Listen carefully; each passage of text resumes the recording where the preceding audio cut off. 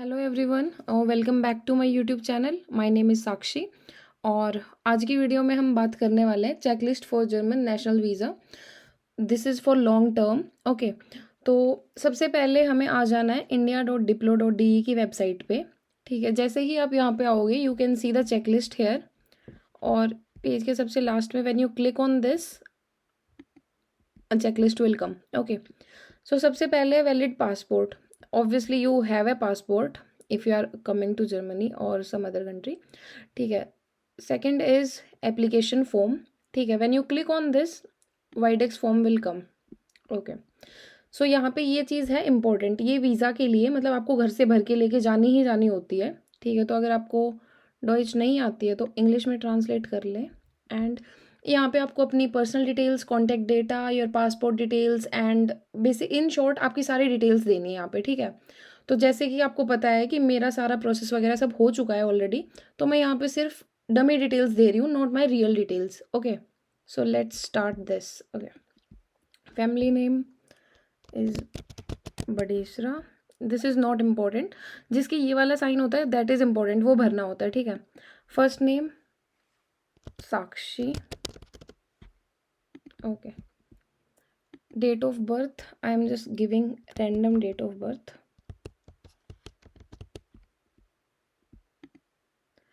Place of birth Haryana. ठीक है, यहाँ पे कंफ्यूज नहीं होना है। जैसे बहुत से बच्चों के पास बर्थ सर्टिफिकेट नहीं होती, मेरे पास भी नहीं है। ठीक है, तो उसको नॉर्मली हम ना जिस स्टेट में है वही डाल दो, इट विल वर्क। ठीक है, country of birth India. India, या sex female and marital status single. okay, if you are married or whatsoever is applicable just tick that. okay, current nationality India. ठीक है, अगर यहाँ पे डू यू हैव चिल्ड्रन, अगर वो आपके साथ नहीं भी आ रहे हैं जर्मनी, स्टिल अगर आपके बच्चे हैं तो just click it yes, otherwise just leave it. ठीक है, अभी आपके फैमिली नेम ऑफ फादर। ठीक है, बडेशरा। फर्स्ट नेम ऑफ फादर पापा। ठीक है, यहाँ पे आपको अपने फादर का नाम डालना है। ठीक है, यहाँ पे पापा नहीं लिखना है। Father's date of birth, again some random details.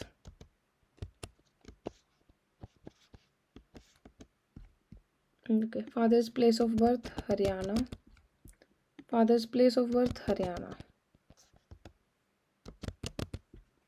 Okay, family name of mother Badeshra, mother मम्मा। Nationality not important. Mother's date of birth 980। Okay, mother's place of birth Haryana, place of residence Haryana. Okay, ठीक है। ऑक्यूपेशन लर्न, तो अगर आपके पास, अगर आप काम कर रहे हो कहीं पर भी, जो भी आपका एप्लीकेबल है वो कर दो। अदरवाइज जैसे मैं एज ए वॉल्टियर और एज ए इंटर्न में काम कर रही थी, बट स्टिल मैंने वो चीज़ मेंशन नहीं की क्योंकि मुझे एज ए स्टूडेंट डालना था बस, तो फिर इट वाज ओके। ठीक है, इट डजेंट मैटर क्योंकि यहाँ पे काम का कुछ कुछ स्पेसिफिकली पूछा नहीं हुआ है, तो इट विल वर्क। ठीक है, यहाँ पे जो आपकी डिटेल्स हैं it should be according to your passport. ठीक है, तो जो भी पासपोर्ट में है एग्जैक्ट वैसे डाल दो। Street 1, house number 1, postal code 123,001, town city Haryana, country India. Okay, यहाँ पे टाउन पूछा है। ओके, नारनौल। ठीक है, टेलीफोन नंबर,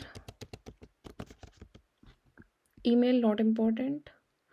यहाँ पे यस तभी करना है अगर आप कोई दूसरी नेशनलिटी की है तो, मतलब अगर आप दूसरी नेशनलिटी में अभी रह रहे हैं तो। ठीक है, और जैसे जैसे आप कंप्लीट करते जाएंगे ना तो ये रेड से ग्रीन होता जाएगा। ठीक है, यहाँ पे type of travel document ordinary passport. ठीक है, अपना जो नॉर्मल स्टूडेंट्स का होता है वो ऑर्डिनरी पासपोर्ट ही होता है मोस्टली।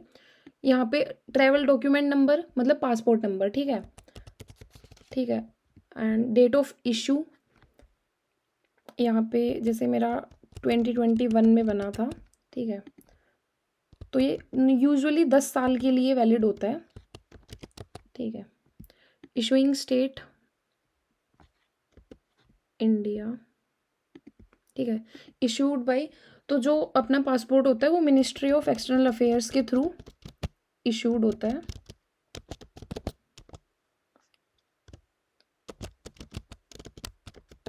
अफेयर्स इशूड इन, जैसे ही आप अपने पासपोर्ट के फर्स्ट पेज पे देखेंगे, आई थिंक फर्स्ट पेज पे ही होता है, प्लेस ऑफ इशू लिखा होता है, ठीक है। तो mine was issued in Delhi, ठीक है। जैसे किसी का चंडीगढ़ होता है, मुंबई होता है, तो अकॉर्डिंगली भरना है। Okay, purpose of stay in Federal Republic of Germany, तो I am going for study from like 2024, yes two. तो जैसे मेरा जो नॉर्मली जो मेरा मास्टर्स का कोर्स है वो 2 साल का है, तो जस्ट एक एक्सपेक्टेड डेट, बिल्कुल ऐसा नहीं होना है कि बिल्कुल एग्जैक्ट डेट होनी चाहिए। Okay, I intend to stay for no longer, no, just leave it. And type of reference में educational, name of educational institution, mine is HOCHSCHULE होक्सशुले फुल्डा। ओके, बाकी चीज़ें इंपॉर्टेंट नहीं हैं या। तो यहाँ पे family name of contact person and family name और first name of contact person.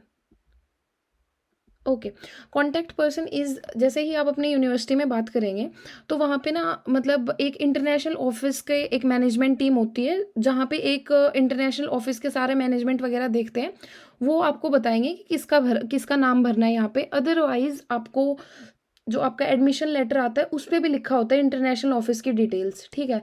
तो उसमें जिनका नाम है उन्हीं पे, क्योंकि इन एनी केस अगर कोई डाउट होता है वीज़ा में, तो वो आपके उस पर्सन को कांटेक्ट करके पूछ सकते हैं आपके एडमिशन के रिगार्डिंग, या कुछ भी बात होती है तो, ठीक है। तो mine was like I am just writing ABC and BCV। Okay,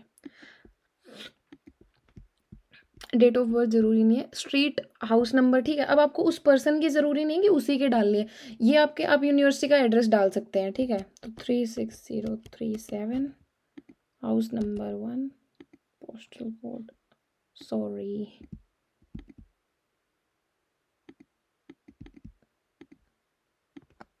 street is 1, okay. और you can write the street name, town, city, full the country, Germany,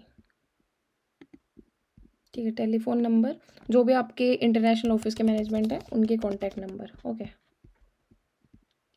यहाँ पे means and support of your stay federal Republic of Germany, तो यहाँ पे normally हम जैसे mostly students के पास block account ही होता है, ठीक है। किसी किसी के पास स्कॉलरशिप भी होती है तो वो भी मेंशन कर सकते हैं, अदरवाइज ब्लॉक अकाउंट, ठीक है। ओके, यहाँ पे पोस्टल कोड और टाउन, तो अभी अगर यहाँ पे ना टेंशन लेने की ज़रूरत नहीं है। अगर आपके पास हाउस या रेंट कॉन्ट्रैक्ट नहीं है तो नॉर्मली आप अपनी यूनिवर्सिटी का ही एड्रेस डाल दो, इट विल वर्क, क्योंकि सभी के पास हाउस और लाइक रेंट कॉन्ट्रैक्ट वगैरह अकोमोडेशन सभी के पास नहीं होता है जब हम आ रहे होते हैं, ठीक है। तो सेम, ठीक है, यहाँ पे इनको छोड़ दो, पर ये चीज़ इंपॉर्टेंट है और इसमें कंफ्यूज नहीं होना है, ठीक है।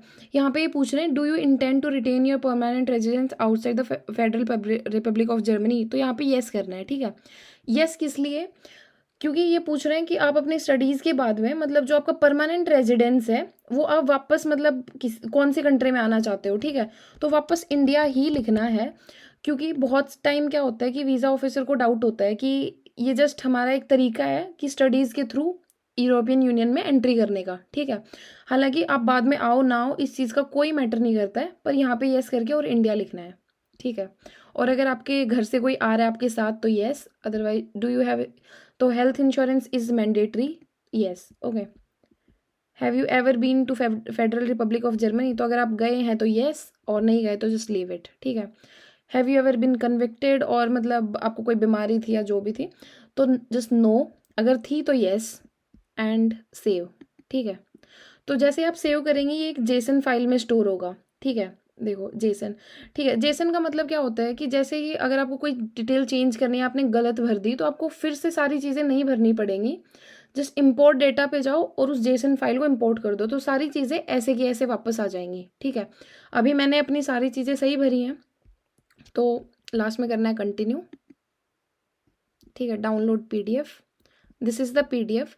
ये आपको आपके वीज़ा वाले दिन लेके जानी ही जानी है, ठीक है? ये मस्ट है, इसके लास्ट में QR कोड होता है, ठीक है? इसके थ्रू आपकी सारी डिटेल्स स्कैन करते हैं, ठीक है?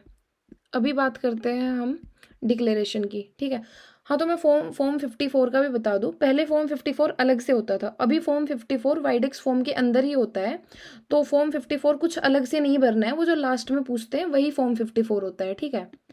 हो गया। उसके बाद में हम आते हैं डिक्लेरेशन पे, ठीक है? जैसे आप डिक्लेरेशन पे क्लिक करोगे, you will come on this page. ये अगर आप ना भर के ले जाओ तो भी इतना मैटर नहीं करेगा, क्योंकि वहाँ पे लोग होते हैं वो हेल्प कर देते हैं, बट मैं सजेस्ट करूँगी कि आप भर लो इसको, ठीक है? तो बारकोड कुछ नहीं लिखना, नेम पे आपका नाम, एड्रेस फॉर सर्विस, ये आपके जो पासपोर्ट में जो एड्रेस है वो लिखना है, ठीक है? Place and postal code, phone number आपका, मेल ID, ठीक है? यहाँ पे क्लिक करना है एंड यहाँ पे 1 और 2 में से I will suggest you click 1, ठीक है? ये इसलिए कि in any case I wish rejection ना आए, बट इन एनी केस अगर रिजेक्शन आता है तो रिजेक्शन ईमेल के थ्रू देंगे या फिर पोस्ट के थ्रू, ठीक है? तो अगर आपको वापस से रीअप्लाई करना है तो पोस्ट के थ्रू आने में टाइम लग जाएगा, तो it's better click on first, ताकि आपको वापस आपको तैयारी करने में ज़्यादा टाइम ना लगे, ठीक है? नेम एंड पोस्टल एड्रेस, यहाँ पे आपके मतलब फादर मदर या जो भी आपके गार्जियन है उनका नाम एंड उनके फ़ोन नंबर और साइन, डेट एंड सिग्नेचर आपके खुद के, उनके फ़ोन नंबर एंड मेल, ठीक है? ये आप वहाँ पे VFS में जाके भी भर सकते हैं, ठीक है? तो अभी हम आ गए हैं यहाँ पे चेकलिस्ट पे, ठीक है? बाकी जितनी भी आपको बायोमेट्रिक फ़ोटोज़ लेके जानी है, बायोमेट्रिक फ़ोटोज़ होती हैं जिसमें 80% आपका फेस होता है, ठीक है? और योर पासपोर्ट डेटा पेज, ये सारे आप अगर ब्लैक एंड वाइट लेके जाओगे तो भी चलेगा। APS के ऊपर I already made a video, ठीक है? प्रूफ ऑफ एडमिशन, आपके पास एडमिशन आ चुका, and second proof of financial means, इसके ऊपर भी मैंने वीडियो बना दिया है, ये ब्लॉक अकाउंट होता है बेसिकली, ठीक है? उसके बाद में आपके जो भी सारे स्टडीज़ के हैं, आपको सारे डॉक्यूमेंट्स वगैरह स्टडीज़ के लेके जाने हैं। CV and visa fees is 75 euro, okay? And yes APS and yes IELTS। अगर अब आपको कहीं पर भी डाउट है, you can ask me in the comment section. और सेकेंडली जो भी सारे इंपॉर्टेंट डॉक्यूमेंट्स हैं, चेकलिस्ट है और इन जो भी लिंक हैं वो मैं सारे वीडियो के डिस्क्रिप्शन में भी डाल दूँगी, so you can see from there also.